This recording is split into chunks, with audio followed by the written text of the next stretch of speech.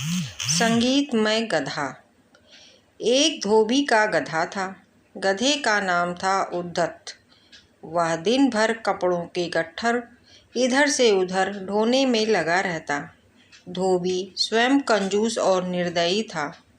अपने गधे के लिए चारे का प्रबंध नहीं करता था, बस रात को चरने के लिए खुला छोड़ देता। निकट में कोई चरागाह भी नहीं था। शरीर से गधा बहुत दुर्बल हो गया था। एक रात उस गधे की मुलाकात एक गीदड़ से हुई। गीदड़ ने उससे पूछा, कहिए महाशय, आप इतने कमज़ोर क्यों हैं? गधे ने दुखी स्वर में बताया कि कैसे उसे दिन भर काम करना पड़ता है। खाने को कुछ नहीं दिया जाता। रात को अंधेरे में इधर उधर मुंह मारना पड़ता है। गीदड़ बोला, तो समझो अब आपकी भूखमरी के दिन गए। यहाँ पास में ही एक बड़ा सब्जियों का बाग है। वहाँ तरह तरह की सब्जियाँ उगी हुई हैं। खीरे, ककड़ियाँ, तोरई, गाजर, मूली, शलजम और बैंगनों की बहार है। मैंने बाग तोड़कर एक जगह अंदर घुसने का गुप्त मार्ग बना रखा है। बस वहाँ से हर रात घुसकर छक कर खाता हूँ और सेहत बना रहा हूँ। तुम भी मेरे साथ आया करो। राल टपकाता गधा गीदड़ के साथ हो गया। बाग में घुसकर गधे ने महीनों के बाद पहली बार भर पेट खाना खाया। दोनों रात भर बाग में ही रहे और पाँव फटने से पहले गीदड़ जंगल की ओर चला गया और गधा अपने धोबी के पास आ गया। उसके बाद वे रोज रात को एक जगह मिलते, बाग में घुसते और जी भर कर खाते। धीरे धीरे गधे का शरीर भरने लगा। उसके बालों में चमक आने लगी और चाल में मस्ती आ गई। वह भूखमरी के दिन बिल्कुल भूल गया। एक रात खूब खाने के बाद गधे की तबीयत अच्छी तरह हरी हो गई। वह झूमने लगा और अपना मुंह ऊपर उठाकर कान फड़फड़ाने लगा। गीदड़ ने चिंतित होकर पूछा, मित्र, यह क्या कर रहे हो? तुम्हारी तबीयत तो ठीक है? गधा आंखें बंद करके मस्त स्वर में बोला, मेरा दिल गाने का कर रहा है। अच्छा भोजन करने के बाद गाना चाहिए। सोच रहा हूँ कि ढेंचू राग गाऊं। गीदड़ ने तुरंत चेतावनी दी, न, ऐसा न करना गधे भाई। गाने वाने का चक्कर मत चलाओ। यह मत भूलो कि हम दोनों यहाँ चोरी कर रहे हैं। मुसीबत को न्योता मत दो।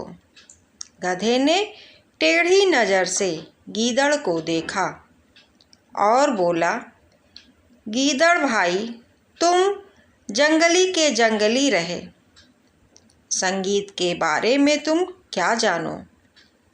गीदड़ ने हाथ जोड़े, मैं संगीत के बारे में कुछ नहीं जानता, केवल अपनी जान बचाना जानता हूँ। तुम अपना बेसुरा राग आलापने की जिद छोड़ो, उसी में हम दोनों की भलाई है। गधे ने गीदड़ की बात का बुरा मानकर हवा में धुलत्ती चलाई और शिकायत करने लगा। तुमने मेरे राग को बेसुरा कहकर मेरी बेइज्जती की है। हम गधे शुद्ध शास्त्रीय लय में रेंगते हैं। वह मूर्खों की समझ में नहीं आ सकता।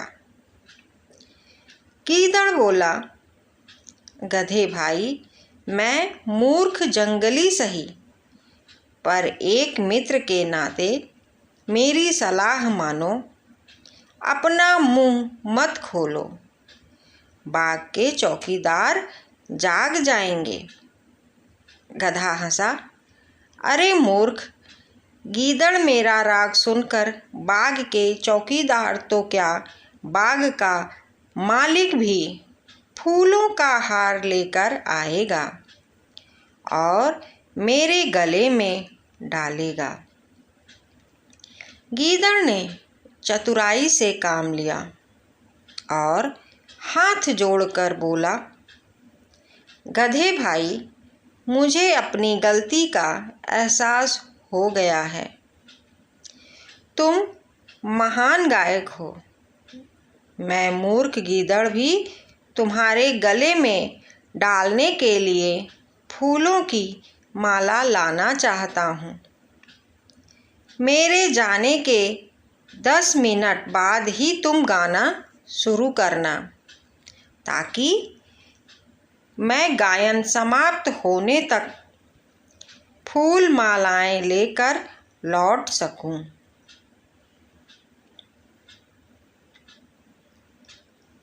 गधे ने गर्व से सहमति में सिर हिलाया। गीदड़ वहां से सीधा जंगल की ओर भाग गया। गधे ने उसके जाने के कुछ समय बाद मस्त होकर रेंगना शुरू किया। उसके रेंगने की आवाज़ सुनते ही बाग के चौकीदार जाग गए और उसी ओर लठ लेकर दौड़े जिधर से रेंगने की आवाज़ आ रही थी। वहां पहुंचते ही गधे को देखकर चौकीदार बोला, यही है वह दुष्ट गधा जो हमारा बाग चर रहा था। बस सारे चौकीदार डंडों के साथ गधे पर पिल पड़े। कुछ ही देर में गधा पिट पिट कर अधमरा गिर पड़ा। इसीलिए कहा जाता है,